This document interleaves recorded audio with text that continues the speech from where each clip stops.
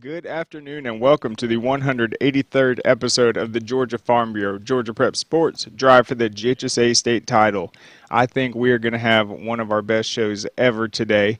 We're going to have Bowdon head coach Richard Fendley join the show first. His Red Devils had an incredible state championship win over Schley County last night to kick things off. It was one of the best games I've ever seen, really set the tone for the whole weekend. A 39-31 victory. Thought their offensive line played amazing. Robert McNeil at quarterback was an absolute stud. So I'm really excited to talk to him. Then Jordan Dubrof is going to join us. He is live from Center Parc Stadium. We'll get a weather update from him and also just what he's looking forward to today as we have another outstanding lineup, a triple header, Class 2A, 4A, and 6A. Then we're going to have Prince Avenue Christian head coach Greg Vandagriff join the show. His Wolverines had quite a game last night against Swainsboro, a really exciting one. They battled back, dominated the second half. Aaron Philo, their quarterback, had 6 touchdowns. The receivers balled out. Brock Stockton had one of the most, Bailey Stockton had one of the most heroic state championship performances, playing 2 weeks removed from a broken collarbone. He had metal plates in his shoulder. He came up big, so I'm really excited about that. Then we're going to get Najeh Wilkins on to join the show. He'll talk about what he saw last night and what he's looking forward to in these next 2 days. And then we'll go back to Jordan, and he will let us know kind of how things are kicking off with that 2A game. So with that being said, we'll go ahead and get started with Bowdon head coach Richard Fendley. All right, Coach, how's it going?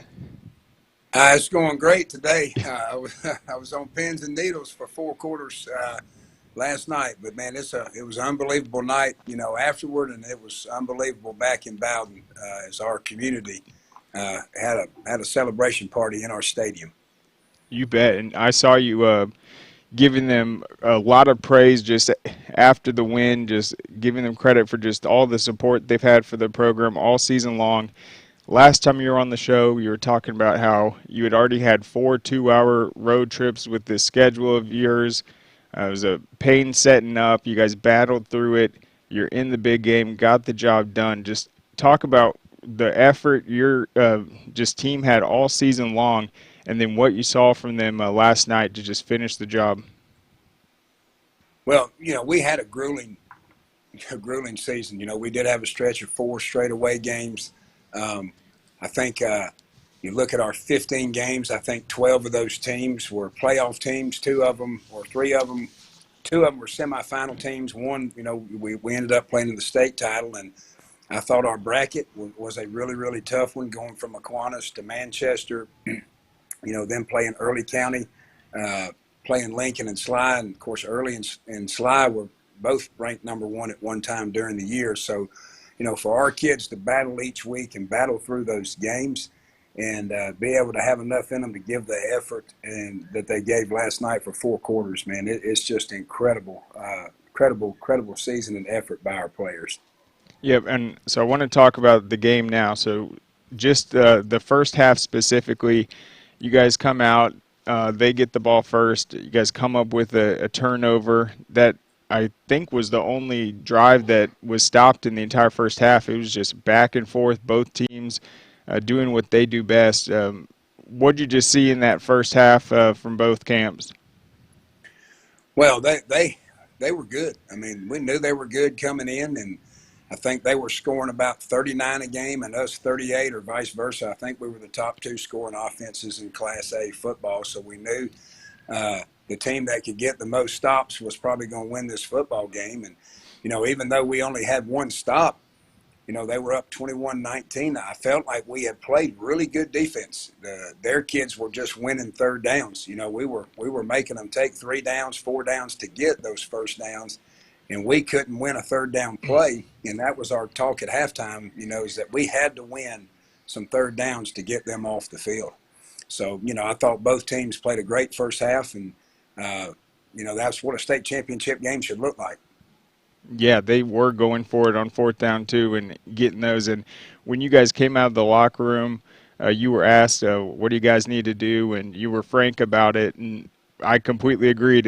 We got to score on this first possession, and we have to get that stop, and you guys were able to do it. So I know you guys had some miscues on the 2-point conversion, some really close ones, where it was right at the goal line.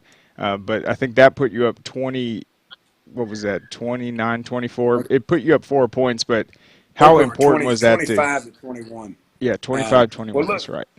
it How was important because was that to come out, score, and then get that stop? it was very important.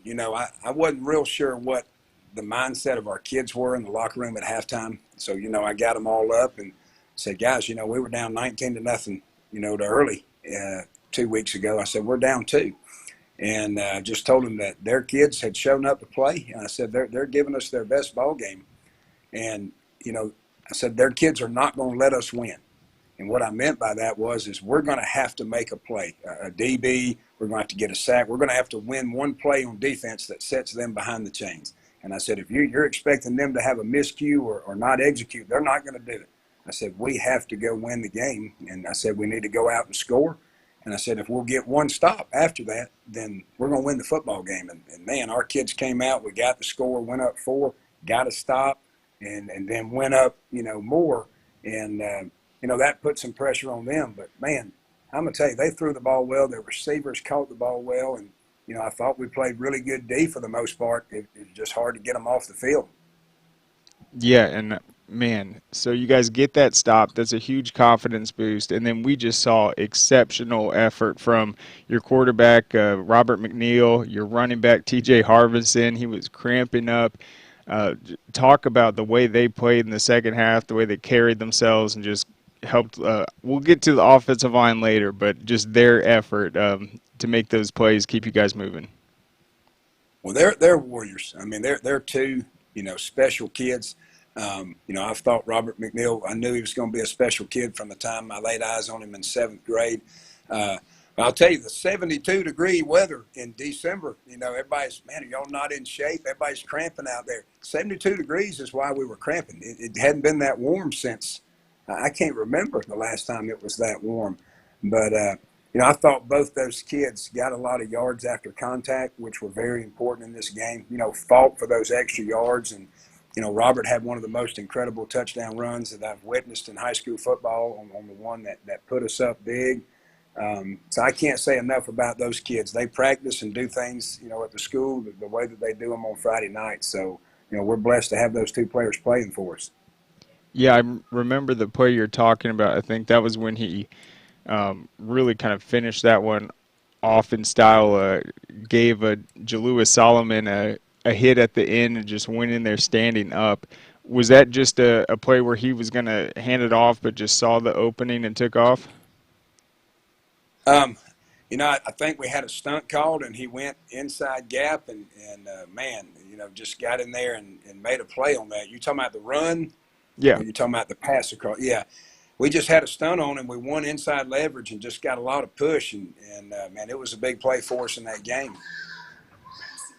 And then, yeah, what was the pass when you were talking about? What's that now?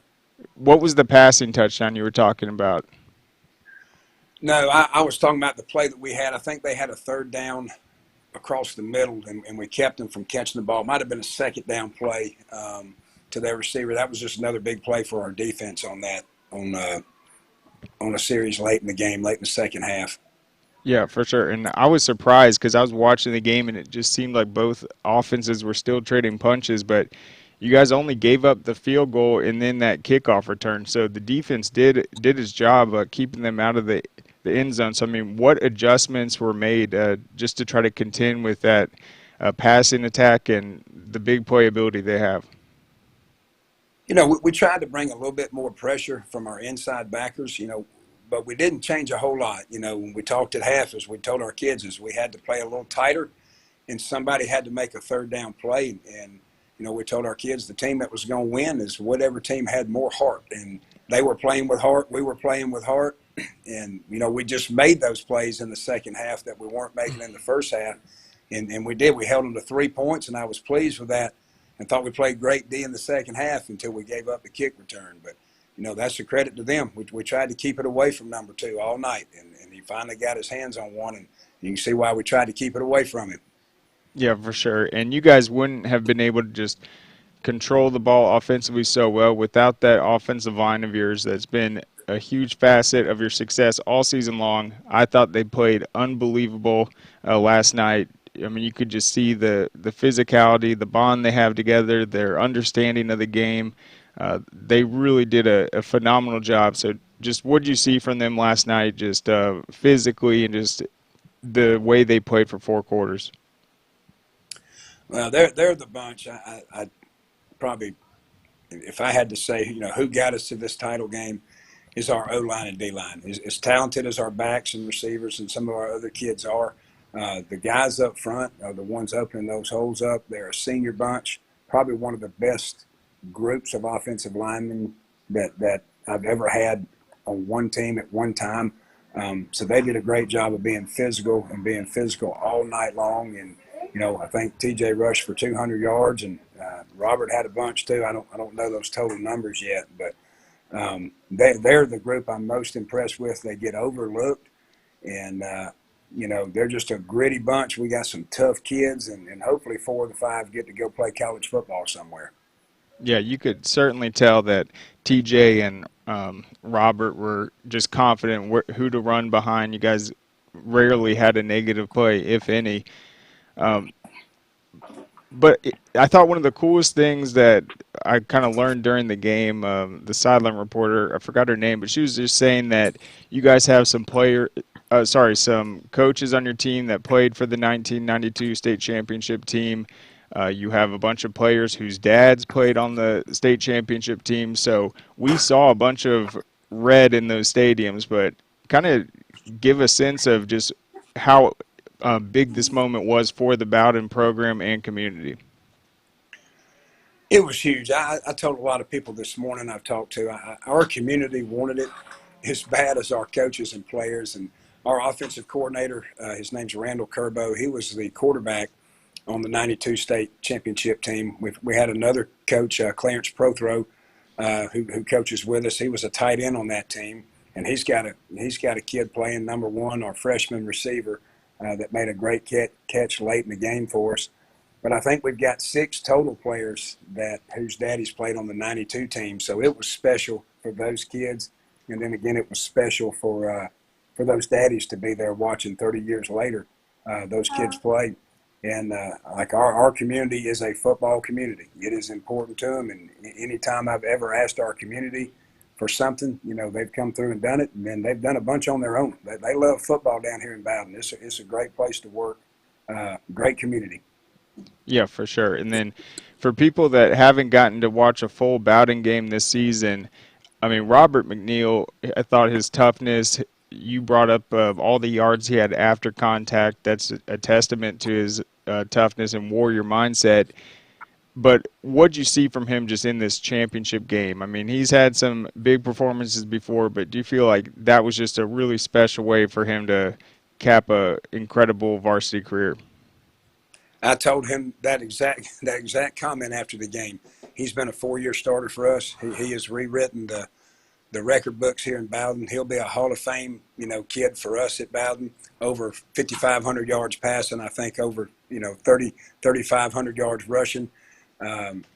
He's just been phenomenal, and for him to cap off his career, that way, he'll be a Bowdon legend, the rest of his life. And hopefully, some coaches took note. I think he's one of the most under-recruited players in the state of Georgia. He's been the best player on the field every Friday night that I've coached, and yet, I hope he gets an opportunity to go play some college ball and do for some college what he's done, for our high school. Yeah, he can do it all. We know he had those interceptions earlier in the playoffs, I think against Lincoln County.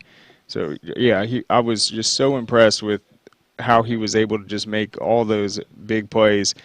But, I mean, in terms of your coaching staff, you guys obviously had a lot of pressure on yourselves to come out there, have a good game plan. Schley County, the effort they gave was outstanding. You guys had to get it done in all 3 phases. I mean, what was the preparation like, and then just the celebration afterwards, just between your staff? The preparation was a lot of hard work. We had a short week. We played on Thursday, so we actually came in Sunday in practice, which is, something we don't normally do. And, we tried to get in as many as we could. We got an extra one in Thursday morning before the game, did a walkthrough at Midtown Henderson Stadium in Atlanta. And, our kids practiced well all week. You could tell they were focused, and, we kept telling them, we've got to have a great day. Our day has to beat Schley's day. And not knowing what Schley was doing and how they were practicing, you just had to go out with the mentality we were going to win today and have a great practice and hope we were practicing better than them. Obviously, they practiced pretty well because it was probably one of the most exciting games to coach in, and probably for the viewers at home, it was one of the most exciting state championship games to watch with all the lead changes in it. But afterward, it really didn't set into me until this morning. What exactly we accomplished, because you're so caught up in, hey, we've got to bring this home for the community. We've got to bring it home for our players, and just the magnitude of what you lose. If you don't win that game, and if you'll ever be back. I got my little guy doing the interview with me right here. So, Nice. I like that mohawk. he's back there talking. But it was awesome. Our community was awesome.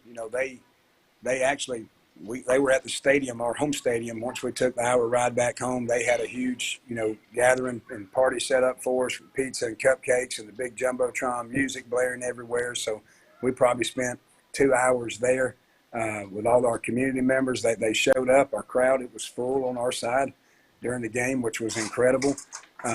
So yeah, the aftermath, that was the most fun part of it was after that game.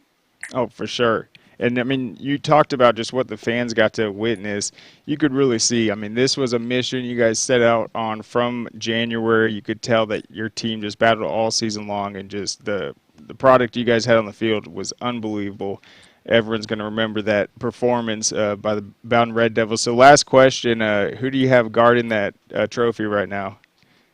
It's locked up in the field house right now. So we've got it locked up in an office, and we'll get a place for it in our trophy case, and try to pretty that trophy case up when we get back to school Monday. Fantastic. Well, Coach, thank you so much for coming on. Congratulations, and I hope you enjoy this weekend. Thank you very much. Thank you for having me. Yep, go Red Devils. All right. So there goes Coach Fendley. Just one of the best football games I've seen in the state championship, and that is what it's all about right there. But we're going to take a quick break and then bring Jordan on live from Center Parc Stadium. So we'll see you on the other side. Our mission has always been to support Georgia farmers. That's why we created Georgia Farm Bureau Mutual Insurance Company, providing financial protection that farmers needed. While this remains the same today, we've grown to protect all Georgians through home, auto, and life insurance. From the very beginning and into the future, we stand for every Georgia community. We are our Farm Bureau. All right, welcome back. So our next guest is going to be Score Atlanta's Jordan Dubrof. He is down there at Center Parc Stadium. He will be watching this next game. I think it's actually kicking off right now, the Class 2A between Fitzgerald and Fitzgerald and Swainsboro. Thompson, man, I'm Fitzgerald and Thompson. I had to catch myself right there. Yeah, so that'll be a good one. Thompson's coming off some big recent victories over Appleton County and South Atlanta, and then Fitzgerald is trying to win their second straight state title, and that's the Class 2A finals. So do we have Jordan? Oh, Jordan's on the field. How's it going? I'm good. How are you guys? Doing well. So did the raining stop downtown? The weather is clear right now. No rain right now. It's in the first quarter. It's 4:38 left to go. Thompson has the ball right now. Nice. What did you say the score was? Thompson has the ball. It's 4 minutes left in the first. 4:36 left in the first. Okay, still 0-0. All right. So, Jordan, did you get to watch any of the games last night? Repeat the question again. Did you get to watch any of last night's games? Yes, I did. I watched the Swainsboro game last night. That was a good game, and I watched won their first state championship in over 30 years. Yeah, for sure. Do you think today's games are going to live up to last night? Yes, they're going to be really exciting tonight. I'm looking forward to the Gainesville-Langston-Hughes game. Talked to Niblett yesterday. They're really excited for tonight's game. Absolutely, and I know Hughes is motivated after falling And last season. just have a touchdown right now. Thompson just scored. Number 6, Thompson just scored. Okay, so Thompson just took the lead. Yeah, we got Jordan on the ground, so be sure to tune into that one as soon as we get off the air.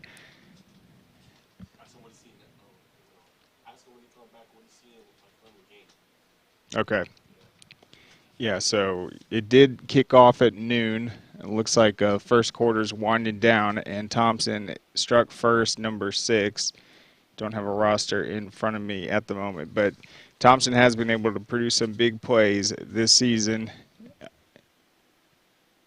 in the rushing attack. Jordan, I think you're muted right now. Having some connection issues. We'll try to go back to him in a sec. So, yeah, it's going to be Thompson, Fitzgerald, then the one I'm really looking forward to in the middle slot, Cedartown and Benedictine. I think that's going to be an outstanding matchup, and it reminds me of kind of what we saw in these two games last night, where there is a distinct contrast of styles between the teams. Benedictine, a more kind of balanced offense. Their quarterback, he's committed to FSU. Okay, Jordan says it's too loud. Yeah. So, Jordan, if you can hear me, just tell me what you've seen early in this game from both teams.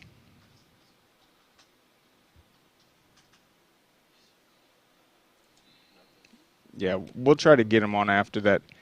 Yeah, so that he says is just too loud. I mean, he's literally on the field, so I can't imagine all the whistles, the yelling, cheering. So, but yeah, I'm sure he'll give us an update afterwards.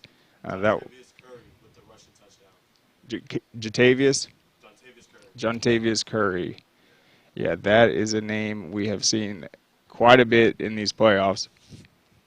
And, yeah, Thompson is a team that's been running the ball really well. But I think in this game, I told Najeh, because he's going to be doing the write-up on this one, I think it's going to be a pretty fast-paced game. I think both teams are going to run the ball a lot.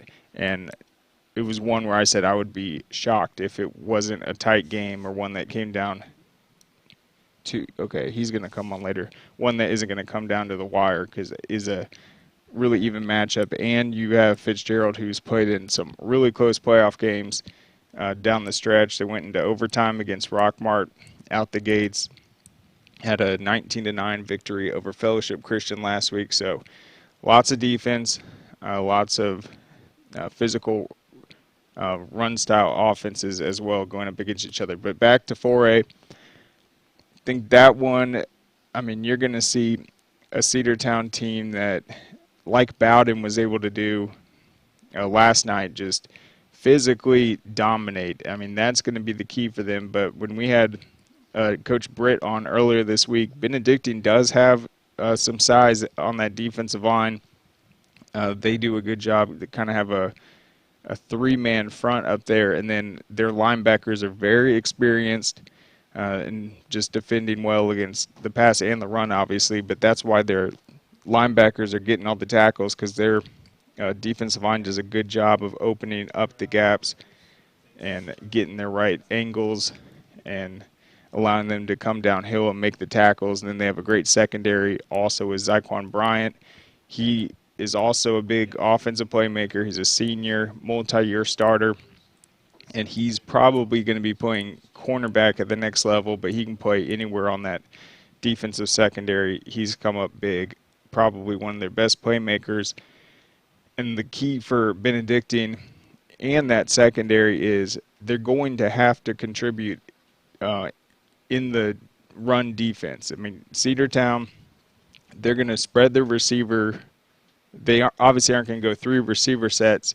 They're a wing T offense, but they're going to extend a receiver way out there past the numbers to get the defense out there, and then they're going to come out. Their offensive line's really athletic too, and try to stretch it sideline to sideline. So those DBs are going to have to fight off blocks, come downhill, and pass. And when you're having to do that, that's when they go over the top with Reese Tanner to their go-to touchdown machine, Harlem Diamond. He's done it every single week.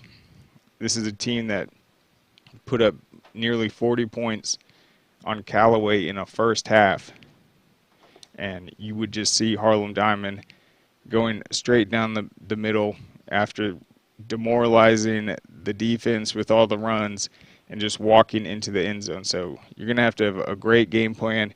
It's going to come down to those Benedictine defensive linemen to open up plays for their linebackers and secondary. Let me see if I can bring on, we'll just change up the schedule. I want to see if Coach Vandagriff is ready now. Hold on just a sec.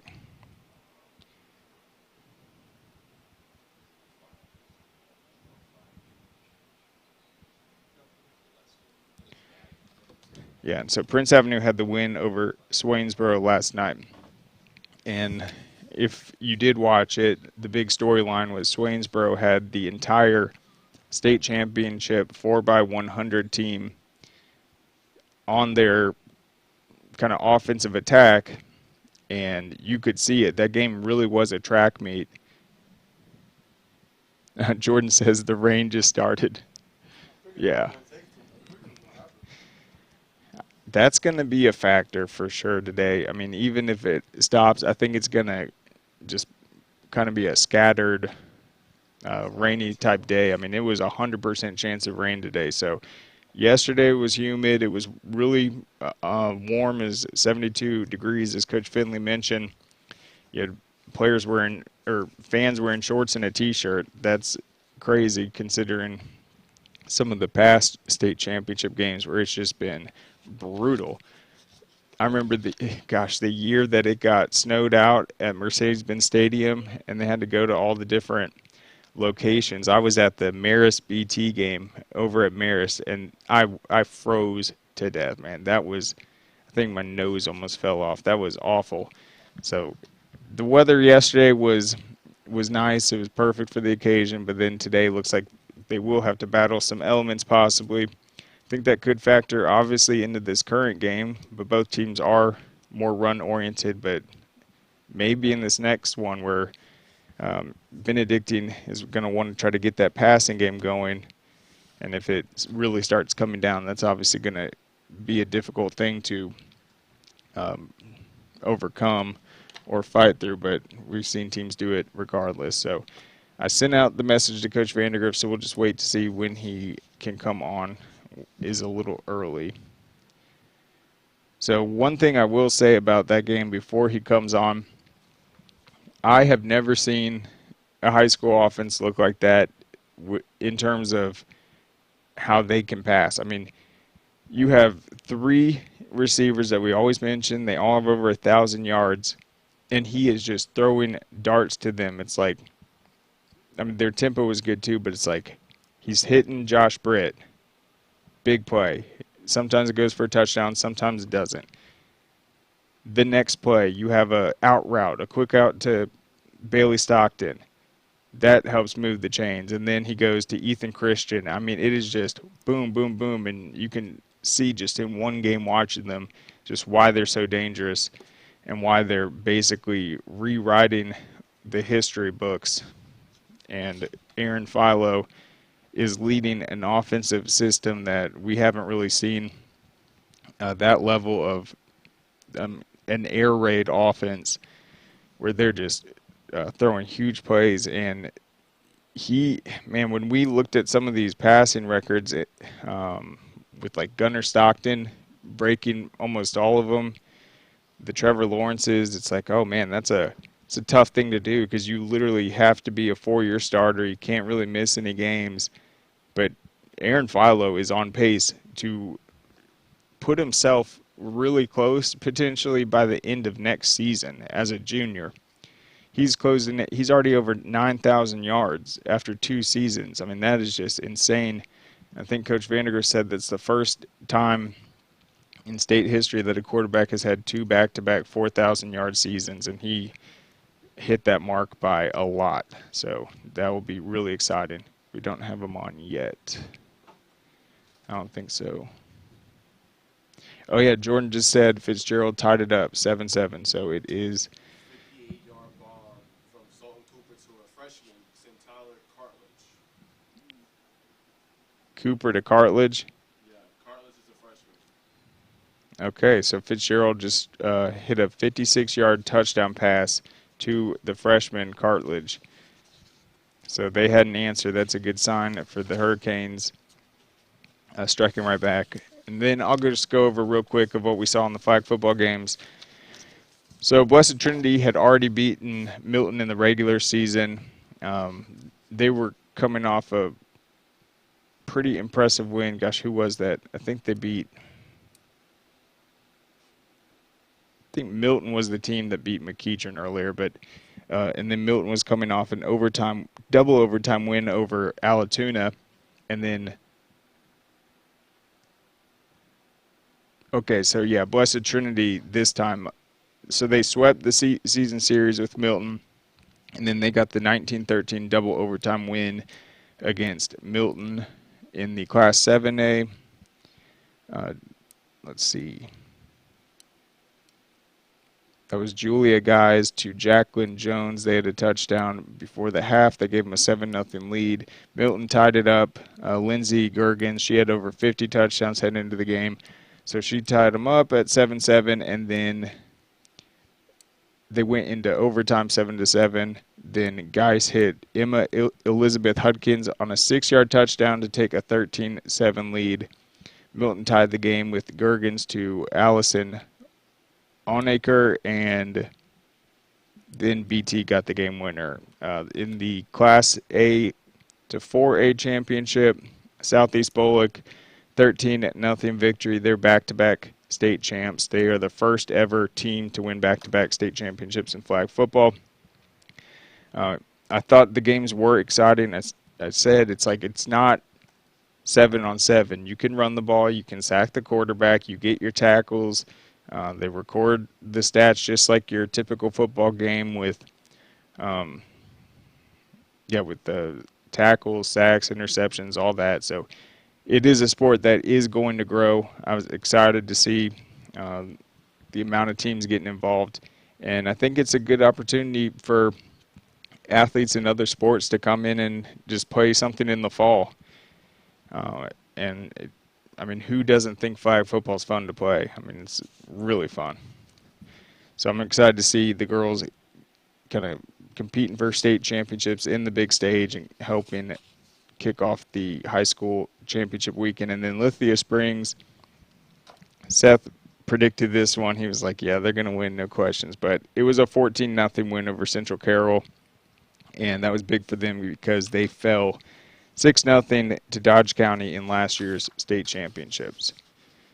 And, yeah, Seth might have had a hunch because Lithia Springs had outscored their opponents 350-6 before the state championship game. So, wow, they're doing something right. That is for sure. So let's see if we have Vandagriff. Okay, so Brazil just went up in extra time. Oh, no, it's tied now. Croatia just scored. So we got crazy World Cup games on. We're definitely going to turn on these state championships as soon as this is over. As soon as we get Coach Vandagriff on. And then, yeah, if you want to read our roundups from last night, go to scoreetail.com. Najeh had a great article on the Bowdon game. Then I wrote a quick one on this Prince Avenue Christian one. Yeah, I just thought it was really interesting to see the adjustments the teams were making. I thought both teams had an outstanding game plan in both games. I mean, it's not just the teams that won it. I mean, I thought Schley County played outstanding. They kept fighting. Jalewis Solomon, he had that big kickoff return at the end that was just a miraculous play, miraculous effort to even give them a chance and to even make it a game that came down to the final play. I mean, I thought he played outstanding, and anyone watching that was impressed. And so looks like Coach Vandagriff is ready to go. So let's take one more quick break, and then we'll be joined by Prince Avenue Christian's Coach Vandagriff on the other side. Our mission has always been to support Georgia farmers. That's why we created Georgia Farm Bureau Mutual Insurance Company, providing financial protection that farmers needed. While this remains the same today, we've grown to protect all Georgians through home, auto, and life insurance. From the very beginning and into the future, we stand for every Georgia community. We are a Farm Bureau.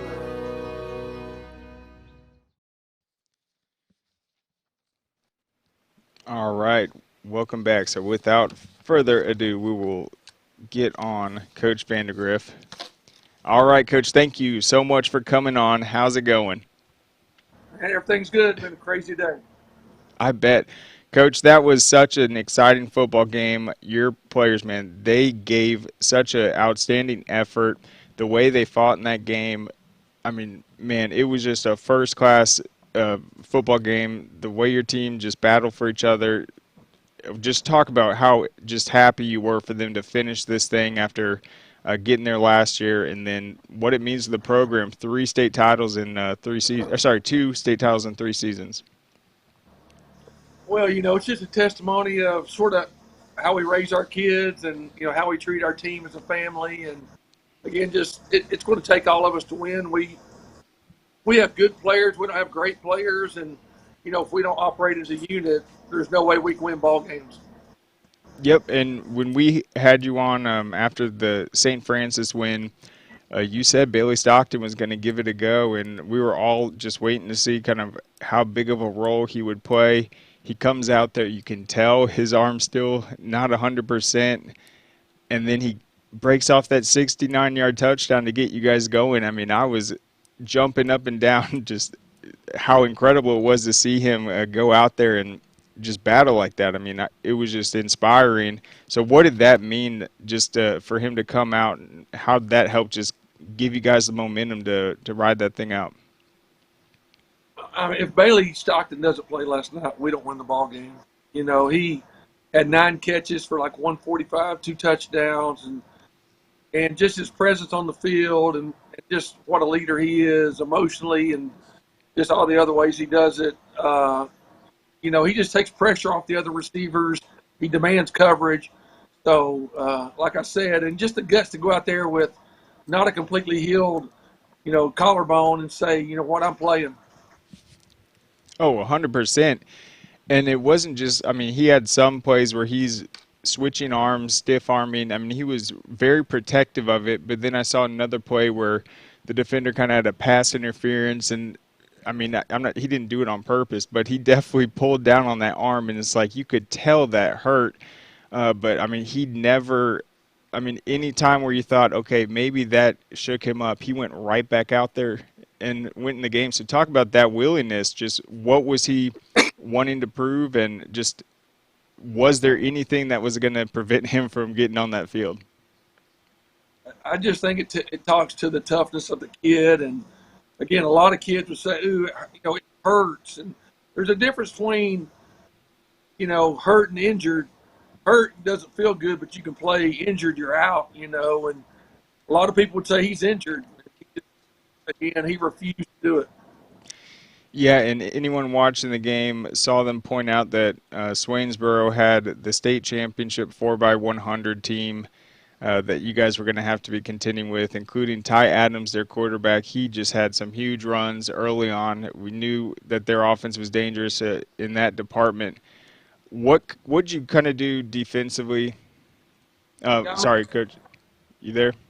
Yeah, I'm there. Yeah, I was going to ask, what'd you guys do defensively to try to close some of those lanes for him? Because it seemed like rushing or trying to apply pressure wouldn't really help because he was just so good at getting downfield and in a hurry. Well, he was such a patient runner. No matter how, if we tried to push him inside out, he'd bounce it. If we tried to hit him in the hole, he'd stick his foot in the ground and cut back. Just a credit to what a great kid that, great runner that kid is. And, we just kept battling on how to fit and how to fit and how to fit. And so, sometimes we got him and sometimes he got us. The bad part was when he got us, it was a 60-yard touchdown. Yeah, in the first half, he had a 45, 27, and 66-yard touchdown. I thought the big play for you guys before the half was, gosh, who was that to? You guys had, Josh the Britt. Aaron Philo to Josh Britt touchdown. That cut it to 20-17. You guys also had that field goal. How huge was that to close out the half with those points and then be right where you wanted to be? Well, honestly, it's right. That's sort of what we do. Try to double dip somebody, get a touchdown before the half, get the ball coming out of the half, get another one, and you flip the game. We thought we were going to do that. We come out there and we get the lateral call. That was a bad call, and then had to play stop them on 4 downs on our 28 or something like that. Yeah, exactly. So, you were really confident at the half. You said that's where you needed to be, come out and score. It didn't happen because of that play. So, what do you think happened in that one? Was it a backwards pass or? No. The official even said it was a bad call after he'd made it. Like 5 plays later, but that doesn't help us. He turned around and said, "Hey, I'm glad you guys stopped him because you sort of bailed me out on a bad call." But that's the thing about that is that's life. Life is about adversity and how you respond to it. Yeah, so he was behind the line of scrimmage, but Aaron was farther back. Correct. Yeah, it was just a forward pass. Looked like a lateral to him because he had a bad angle. That's right. Okay, yeah, and it looked like neither team really knew what to do, and then he just picked it up. And then another thing, I thought that it really wasn't going your way in the game. It had been driving you crazy on the sideline. They put a bunch of balls on the ground on those kickoff returns, and it's like it looked like you guys were going to get one of them, and then finally you guys did. But, man, that was just crazy to see those opportunities where it's like this could have been it. We could have flipped the field and gotten it, but you guys just kept battling. Again, I ran and told one of our kids, number 14, on that on the punt that he fair caught and then he dropped it. I said, look, you never know when the play is that's going to change the game. Don't give up on the play. You never know what game changes the whole game. Yep, I know which one you're talking about. There was just some crazy plays like that, and then you guys were able to jump on one late. And then defensively, I thought you guys did clamp down, and you wore them out, which is exactly what you said you guys were going to do. So what was it about your conditioning and just the way you guys prepare as a team and the type of kids you have on your program where you were just confident that they'd have what it took in the third and fourth quarter? Well, when you practice up-tempo, you never huddle. You're in and out of you're at the line of scrimmage moving all the time. You get used to, again, think about used to running sprints. If all you do is huddle and then walk the line of scrimmage, huddle, walk the line of scrimmage, you never get the true conditioning to play a no-huddle team. Yeah, that's right. And so that's obviously your quarterback is getting the plays in. He's kind of pushing that tempo, and then his ability to spread the ball out. And I thought he didn't miss any opportunity that he had. He made all the right throws. He escaped pressure on key situations, found the guys. Talk about what Aaron Philo just showed the state of Georgia last night and just what he's been doing there at Prince Avenue Christian these last 2 seasons. Well, Aaron, honestly missed a couple throws in the first half that probably would have had him throw about 550 or 580. May have broke the state record just in that game. But he settled down the second half, made some huge throws. Arguably the best one was on a third down play where he hit Ethan Christian across the middle. On another play, he hit Ethan Christian, who got in behind number 2, just a step or two, and he hit him on a dime on about a 65-yard pass, working towards the scoreboard down to our right. That again put us up, I think, 10 points at that time. Yeah, and then we got to talk about Josh Britt. The game he had offensively, defensively. I mean, what a state championship performance to remember, a truly heroic performance and effort. He came up with so many big plays for you guys. What did you say to him after the game? Thank you. You know, I mean, here's a kid that played his ass off and don't want to play anymore. He can play anywhere he wants. And he's a three-sport athlete, plays basketball, goes straight to track, and he has no desire to play anymore and just compete his ass off that. Yeah, well, that's a great – yeah, I think Najeh was mentioning that to me too. That was his last game on the football field, and I don't think you can do it much better than that. I mean, that's a mic drop moment. Think about it. Yeah. And then what Brock say to Aaron after the game now that he's a state championship quarterback too? You know, congratulations. You know, here's a kid that Brock picked up every morning on the way to school when he was a freshman so that he had a ride to work out in our 6 o'clock workouts. And so, you know, he's like a little brother to him.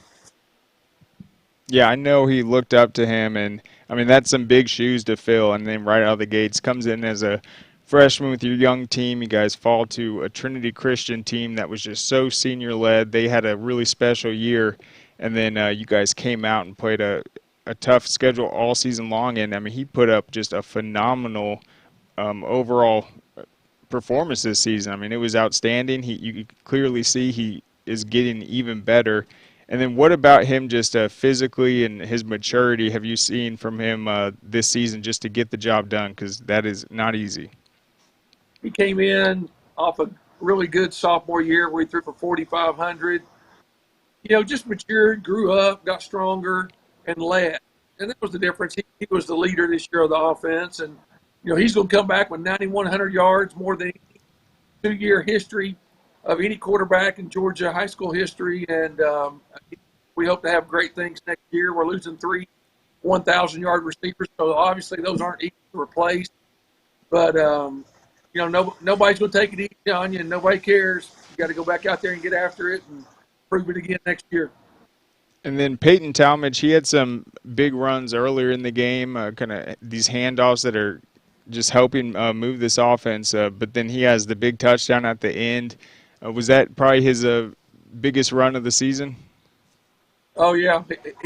It's great for him because he struggled through being injured a little bit, took a hit during week 10, and had a lacerated kidney. So, you know, just a rare injury, was out 3 weeks, came back last week, had some big runs, and again did a great job. Here's a little sidebar you may not even know. We're really the 3 state champs. Did you know that? Because we beat the Tennessee state champ and the South Carolina state champ. Oh, that's epic. And well, speaking of, you're about to you're about to be the head coach at the All-American game. So when did you find out you're going to be able to do that, and what can we expect just from your team in that national showcase?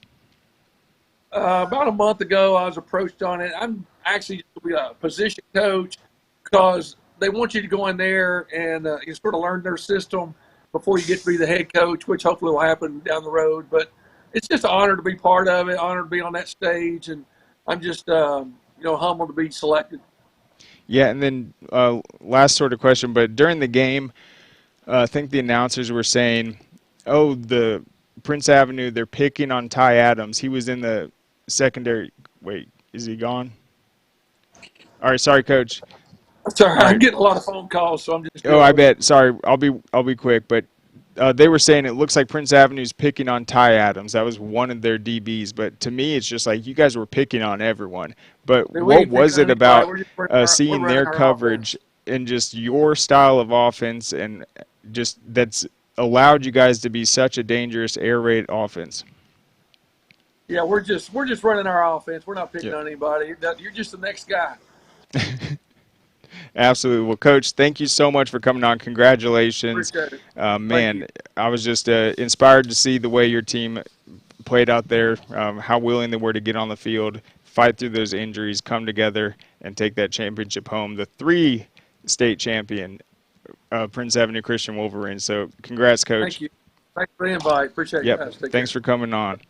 Yep. All right.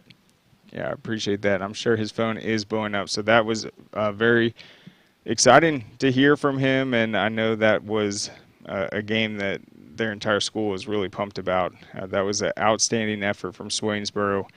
Their quarterback, Ty Adams, just all his big touchdown runs, it looked like they were going to be unstoppable, but Aaron Philo and those receivers, man, did they put up quite a performance. And just thinking that that's Josh Britt's last football game, he just, as Coach Vandagriff said, a mic drop moment. He's going to move on after that. So he also, track and field, basketball.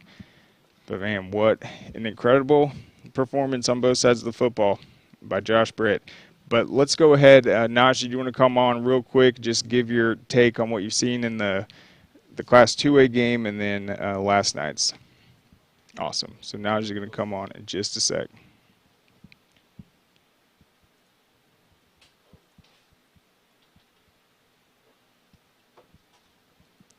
Yeah, Najeh is triple tasking right now, producing, watching the 2A game. He will be covering.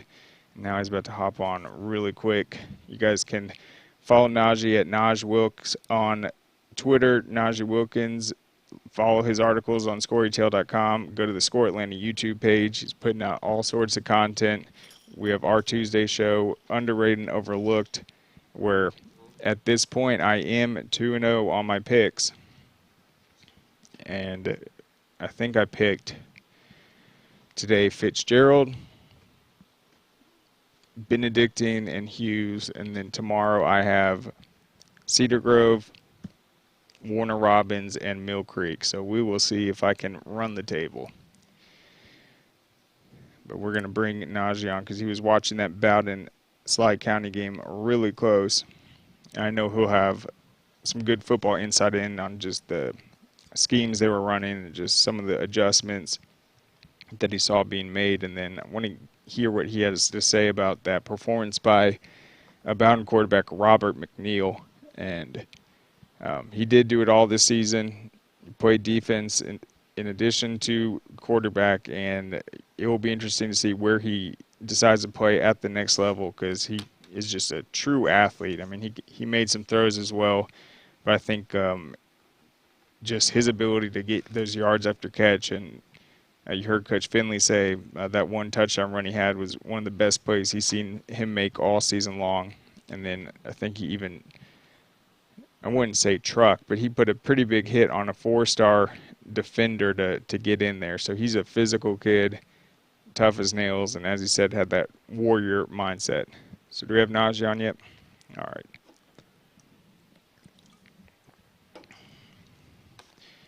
Would that Brazil game end a tie? Tied 4-2 PK's Croatia. Croatia won.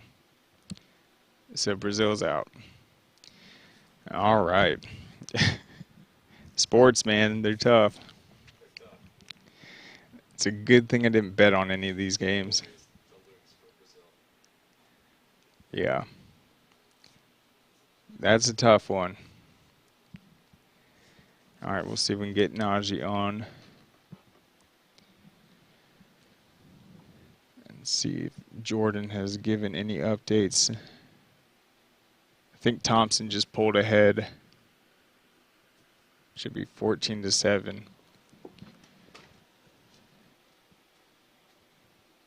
And if you go to GPB's Twitter, I don't know if they have a link today, but 2 days ago they tweeted out the link where you can stream all these games. All right, Najeh, so you were covering the first game yesterday, Bowdon and Schley County. What did you think about what Robert McNeil was able to do in that ball game, and just how impressed were you with some of those playmakers? Yeah, I thought they performed really good. They were exceptional in that game. Robert McNeil just did chance after chance. When the defense was kind of pressuring him, he was able to, essentially make the defenders miss, get downfield, make the throws when needed. They only had about 6 passes in that game, but I thought the passes were efficient. They were wide open. I think a lot of times you've seen them kind of play off the play action, set up the big play. So I thought he played well, and I thought T.J. Harperson had a game. I mean, over 200 yards rushing, a touchdown. I mean, performed brilliantly. Yeah, I mean, that duo right there behind that Bowdon offensive line, TJ Harvison was just really tough. He just had so many big runs, so many physical runs, uh, really just didn't stop the entire time. I mean, was your main takeaway from that game that Schley County just had no chance at stopping Bowdon? Yeah, I mean, it just seemed like they couldn't get them off the field, no Yeah. matter how hard they tried. There was a couple fourth downs. The game came down to it was a 4th and 1. They were able to convert it. Like Schley County really needed to stop. They couldn't get it. That 1st and 10 run was pivotal for Bowden and TJ Harvison when he converted that. Basically ended the game. So yeah, they just couldn't get stops in the second half. I thought the second half was for Bowden defense. They were able to get enough stops. They only forced them to 3 points. It was just an unreal play by Jalewis Solomon on the kickoff return, and they scored. But other than that, I mean, it forced them into field goal. I think it was a turnover on downs. They had more penalties, Schley County did. So that really made the difference in the game. They were able to get the stops when they needed to, and Schley County just couldn't make enough stops defensively. Yeah, and John Nelson on the broadcast mentioned that Schley County actually was the smallest school enrollment, I think, in Class A at one time. Their town only has 5,000 people. I mean, there's high schools in 7A that have nearly 5,000. I went to Walton. You went to Norcross. But when you're watching kind of this Class A Division II, you have these small schools, but the community support around them is tremendous. I mean, you and I didn't go to Class A schools, went to the Class 7A ones, but what did you just see in terms of the community support and just how much like this game meant not only to the players but just both programs? Yeah, you could just see how important they both valued it. You could see how much it meant to the community. And I think that's important, especially when you go on a state championship run. You want everybody to buy in. You want the whole program. You want it isn't just a lot of time it get lost. You think it's just the players. You think it's just the coaches. No, it's the wives of the coaches. It's the moms of the players. They really make the biggest sacrifices to make sure and put their players in the best position for them to excel and do well, on the next level, even in big games like this. So when you have a whole community behind you, you got a whole city behind you, a whole state, whatever you want to call it, that really makes a difference. And, you could tell how much it meant to the Bowdon community to kind of, come home with that win. And I mean, that was just a great way to kick off state championship week. I mean, 39-31 victory, back and forth first half. It was 21-19. Every time, Bowdon went down and scored, Schley County had to answer. The quarterback for Schley County, I think, he performed really good in that game. He had the interception, but after that, I mean, he performed great. So I think it was a good, pound for pound, blow for blow kind of game. But obviously, yeah, it meant a lot to the program. You could see it in his post-game conference how important it was.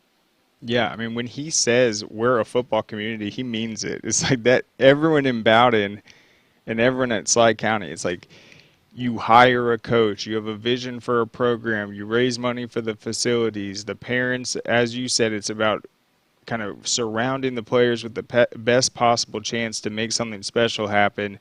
And I think for Bowdon, they just had more experience on the offensive line, more experience in these big games. But I was impressed with the athletes at Schley County. This is a school that they made it to the quarterfinals in softball. They won a baseball state title last year. So I just think there's a lot of pride surrounding the Wildcats in that community. And I know this game, it might not have gone their way, but it was a tremendous season. They were ranked number 1 at one point. And just getting to play in front of that many people in a state championship game, I think that's what it's really all about. So I thought that was a phenomenal game. But then the nightcap, though, I mean, Prince Avenue Christian, I'm not saying it was a better game. I honestly thought they were both fantastic, just kind of different the way they played out. But what did you just see from Prince Avenue Christian in that wild one? Yeah, I mean, I think they just threw the ball all over the place. I mean, you had Aaron Philo. I mean, he was really a 4-star, but I think he just cemented himself. You could even see next year he probably would be maybe even a 5-star. I mean, could really make the argument he's the best quarterback in the state. I mean, that was just an incredible performance. 447 yards, passing 6 touchdowns. And I mean, just the effort given by all those players. I mean, Josh Britt playing in his last game. You mentioned it, 2 interceptions, 10 tackles, 3 touchdowns. I mean, he just balled out and excelled on both sides of the ball. I mean, you could really make the argument if he wanted to play on the next level, he could. It's unfortunate he won't, but I mean, he laid it all on the line. And then Bailey Stockton come in there with 9 catches, 145 yards, I heard, I think, on the broadcast. Yep. this is how he performed with a broken collarbone. I mean, that is absolutely incredible. That's laying it all out on the line of your team. And like I said, that goes unnoticed, and a lot of this stuff, just the sacrifices all these players have to make in order just to, get to this kind of stage and get on this, platform or whatever you want to call it, to kind of perform. And I thought they performed brilliantly. I mean, obviously, Swainsboro went back and forth with them. I thought Ty Adams, he did an exceptional job. He had 4 rushing touchdowns in that game. I mean, and it's hard, especially for the smaller schools and smaller classifications, because they have to play both sides of the ball. When you're rushing for 60-yard touchdowns and have to come back and play corner, you're gassed, you're tired. So conditioning is really important. That doesn't – obviously, that's a part of it, but I don't feel like that doesn't get enough kind of exposure. That conditioning is really important. And you saw how conditioned Prince Avenue Christian was in that game, and that really made the difference. So conditioning is really important, making sure that you can handle both, going for a 70-yard run and then coming on the back end and being able to defend receiver and making sure that you're in your right coverage and making sure that you are eye discipline. All that stuff matters. So I think that's another big component of it, making sure your kids are well conditioned. And as we mentioned, I think playing those, multiple sports are important. So we're seeing it with different sports. We've seen on my show, we had Luella coach on, LaToya Brown. She mentioned that she makes her kids run the cross country. They hate it, but it makes them well conditioned when it comes down to the stretch. So now I think, in my opinion, if you got kids playing football, okay, in the spring, they need to be running track. They need to run track so then they're conditioned. And I talked to another kid too, Bryce Dobson, who's committed to Georgia Tech. I think he's a 3-sport athlete. I mean, that stuff makes a difference because you are well fit year round. Then when it comes to that time in that fourth quarter, you're playing both sides of the ball and you get absolutely gassed, but you have enough energy in order to make a difference. So I think that's important. I mean, if I was a football coach, I'd tell my kids, okay, let's run track, let's stay fit. And it makes a difference, not just spurts, but you have those longer strides and you're able to sustain that high-end speed better. So I think that is a critical part of the game. For the lower classifications, I would say that especially make sure your kids run track. Whatever event it is, it doesn't matter. Just stay in well conditioned. Then when the spring training comes around and when the off-season program comes around, you're well prepared. And when you end those December and November games when it matters most, you're good to go. Yep, and you're exactly right. Ty Adams did win a state championship in track and field this past season in the 4x100. I'm sure he'll be competing for another one again. So you saw that track speed for sure. It's a different type of running when you just really just focus on the art of your form, and when you're competing at that level, state championship level, I think that's why he was so dangerous. And then he'd break off these big runs, he'd get the touchdown, he'd have to go play defense against this passing attack, but then I felt like he still came in and responded and then broke off big runs again. So it's like, I think it was too much for him to be kind of having to play in the secondary against that Prince Avenue Christian team, but then credit to him, he'd come right back in and spark off another big play. So he definitely was conditioned. I just thought, that's a tough task to go up against just that lineup of Prince Avenue Christian receivers. But what do you think about just Aaron Philo's arm strength? I thought that's what stood out to me. It's not like he was throwing it 80 miles per hour, but just the placement and his ability to throw downfield was just phenomenal. You said it. I wouldn't even say arm strength. I would just say the placement. That was elite. Yeah. I mean, you're placing the ball only where your receivers can get it. I mean, that's really what makes a difference. Everybody falls kind of just the arm strength and how big a guy is. I need you, when the game is on the line, to make those pinpoint accurate throws, hitting those receivers in stride, hitting those receivers where the only place that the receiver can get it, not where, the corner has a chance to make a play on the ball. That's what you need. That's what really different. See, we fall so much in love with the physical specimens and the big guys that are 6'5", 6'6", and 6'7". That's fine. But you still need a guy, obviously now in this day and age, you need a guy that's mobile, can extend plays. That is very important. But you also need a guy that, when the game's on the line, can make those pinpoint throws. Or even throughout the game, just, throwing receivers open. Like, that is really a crucial part of the game. So that's what stood out to me with him. I think he just, was placing the ball only where receivers can get it. And then we have elite playmakers. They had 3 1,000-yard receivers coming into the game. That's really important, So for him to do that, that really made the difference. And I think, like I said, he just elevated, his recruiting profile and his recruiting class. And like I said, I'm not sure his offers he has. I haven't looked at his recruiting profile, so I don't know. But I'm pretty sure if he don't have SEC or ACC offers, he's going to have them pretty soon, But, yeah, I thought his placement was pinpoint, and that's college level, maybe even, NFL level. So If he keeps doing what he's doing, keep progressing, takes his continue to take his offseason program, seriously, and keep continuing to improve, he'll be just fine. 1,000%. I mean, that ball he threw to Stockton at the end is just a literal perfect pass. You cannot throw it better than that. It's just No. lands right on the shoulder. It's just, Yeah. he was unbelievably accurate. I had never seen anything like that. Some of the big throws he made, and yeah, the placement throughout it. But just last point, just what have you seen so far in this Thompson Fitzgerald game, and then what else do you Yes. expect in the 4A1 and 6A? Yeah. So yeah, guys, if you see me kind of looking away a lot, I am actually multitasking here. So yeah, so it's got a 2014 lead. I mean, an incredible game going on right now. A quick little recap. Fitzgerald does have the ball right before the half. It's about a minute 12 left. They're trying to get something on the board, but Fitzgerald actually went down and scored. It was 14-7 lead. Tavis Curtis scored his second touchdown. Fitzgerald was able to go back down, tie it up. The ensuing kickoff. Let me make sure I get his name right. Hold on, guys, really quick. Okay, Jordan Lane for Thompson scores the ensuing kickoff, a 76-yard kickoff return, gives them a 20-14 lead. They right after they get the stop, force a fourth down, get the punt. So it's 2014, and then Fitzgerald was able to get enough stops to force them to punt. So I think that was an incredible answer from Thompson to kind of, answer them right after they tied the game up. But right now they lead 2014 after a missed extra point. So I think right now they're content with running the ball out. It's about 30 seconds right before the half for Fitzgerald. So yeah, I think they're content with going down 6 at the half and kind of regrouping. That's what it looks like it's going to be. But yeah, I mean, great game there. What I'm looking ahead, Cedartown and Benedictine. Benedictine is there, pretty much time in, time out. Can Cedartown, with that strong and dominant offensive line, along with Harlem Diamond, who squats 500 pounds, can they impose their will running the football? Reese Tanner obviously can throw that thing, but I think they like to run the football. One of the playoff games this past postseason, they already had 442 yards rushing. So the big thing for me is, can they impose their will against Benedictine? Can Benedictine, make this a game? And when I say make this a game, I mean, can they get Cedartown out of their game? Their game is running the football. Usually, it's more tougher to run the football when you're down in a game. So if you're up 21-7, if you're up 28-7, or you got a double-digit lead, you're less prone to want to run the football. You're kind of almost out of your game, out of your element. So I think I'd be curious to see how they come out. I think Benedictine needs to get off to a fast start, kind of almost take them out of the game a little bit. But, that's kind of my keys there on what I think Benedictine needs to do to win. Looking at 6A, I mean, man, you got Lacey Hughes' team on a revenge tour. I'm hopefully going to be able to talk to Lacey Hughes coach Boone Williams. Hopefully, if not tonight, hopefully tomorrow, just to kind of get some insight into this run. I was able to talk to him a couple times this season, but I'm hoping I can talk to him. It's so much to kind of delve into what they've been through. Some of the games they were challenged this year. They're going to play maybe in that Geico Showcase potentially. But looking at the matchup, Lacey Hughes is on another level.